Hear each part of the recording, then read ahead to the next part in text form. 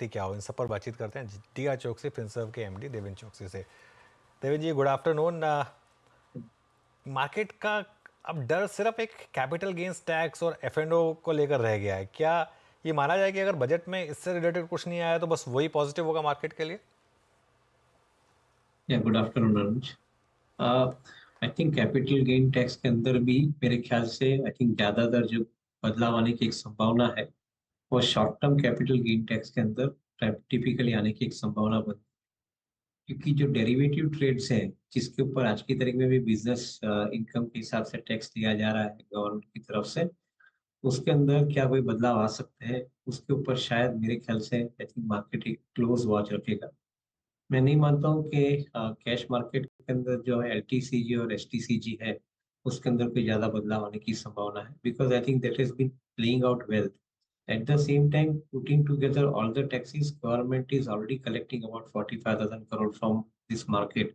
और जैसे मार्केट का वॉल्यूम बढ़ते जा रहा है, I think to a greater extent I think the government has ability to collect even more amount of money. So मैं नहीं मानता हूँ कि मार्केट फॉर्मेशन की कोई जो एक्टिविटी है उसको गवर्नमेंट इमीडिएटली कोई जगह पे डिस्टर्ब करना चाहेगी। एज सच ये बजट इंटरिम बजट के बाद आ रहा है, तो शायद कंसिस्टेंसी रखना बहुत जरूरी है। Government will not try to change in span of 4 by 6 months the entire thing which they had spelled out. So overall, I believe that yes, taxation is important, but it is not so important as far as I think the market outlook is concerned. Market is probably wanting to see कैसे आप narrative set करते हो। Physical deficit economic survey के अंदर 4.5% के ऊपर लाने की बात की गई है FY26 तक। What would be the measures under which it will come down to, how new tax collection will take place, what kind of allocation happening towards infrastructure sector and social sector, उसके ऊपर market थोड़ा ज्यादा ध्यान देगा। And जो जो industry इसके साथ में जुड़ी हुई है उसके ऊपर इसकी इम्पैक्ट क्या आ सकती है, उसके लिए मार्केट ज्यादा प्रिपेयर्ड है। तो मैं ऐसा समझता हूँ कि ओवरऑल ये बजट के अंदर एक रोड मैप क्लियर है कि जो हिसाब से गवर्नमेंट की प्रायोरिटीज है वो प्रायोरिटीज में कोई ज्यादा बदलाव नहीं आ सकता है।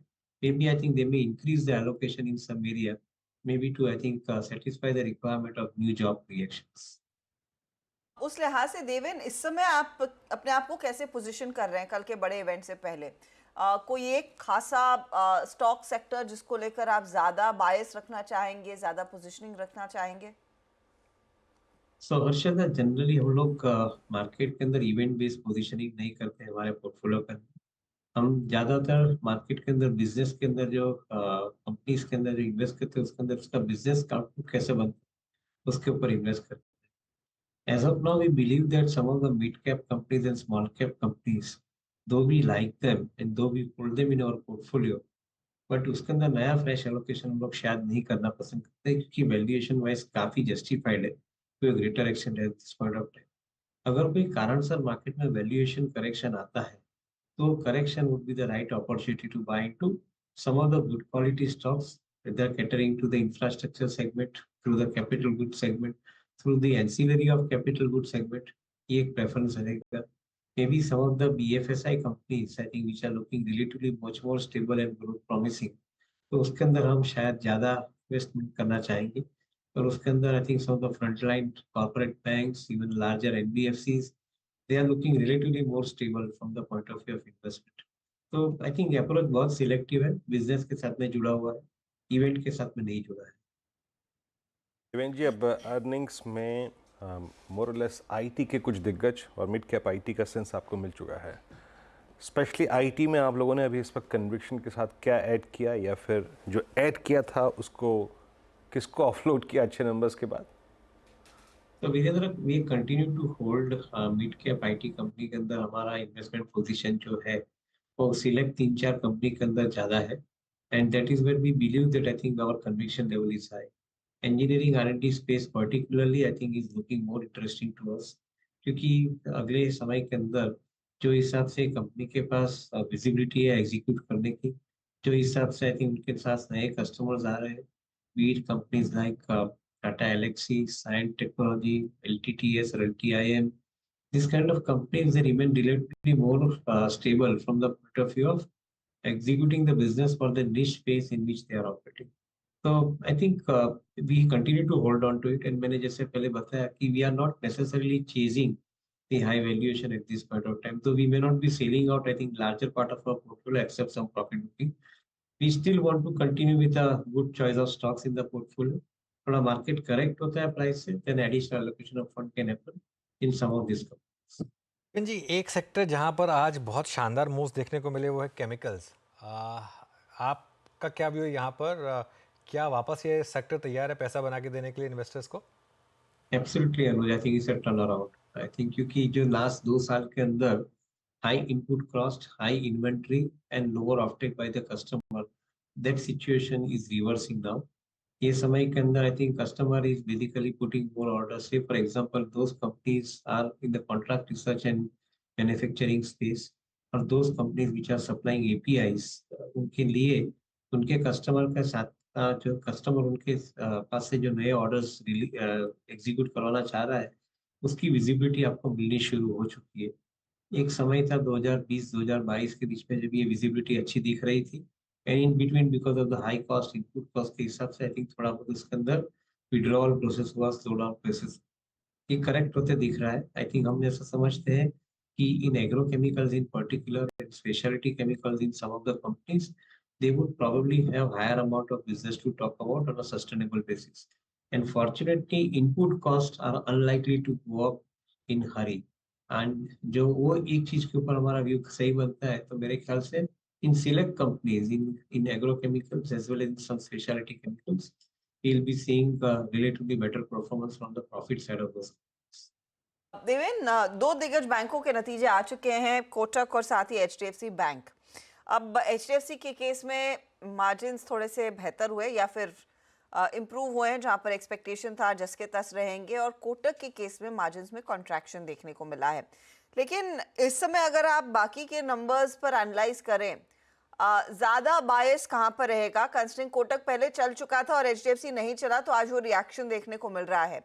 लेकिन आप किस तरफ ज़्यादा रुझान रख रहे हैं तेजी का? I think one of the important point is credit offtake is increasing. Kotak included, I think retail credit offtake का जो growth आ रहा है, that it is confirmed by HDFC, that is confirmed by Kotak, that is confirmed by Bajaj Finance. So मैं ऐसा समझता हूँ कि I think overall the retail credit growth will continue.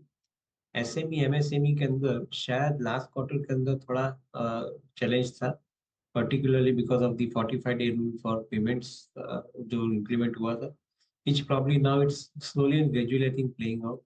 तो मैं ऐसा समझता हूँ कि I think even that sector is doing well. But one of the best area from where the growth is coming in is housing finance. वहाँ पे लगभग 20% का growth चालू है, and which is what even HDFC confirmed. So मेरा ऐसा समझना है कि I think this sector is not expensive. In overall scheme of things, मेरा ऐसा मानना है कि I think some of the good quality corporate banks, some of the large retail focus NBFC, housing finance focus NBFC, उनके लिए मेरे ख्याल से I think अगला समय अच्छा जा रहा है. I would not be surprised कि 15 से 20% का growth from current levels in some of the companies will be available over next 9 months or so.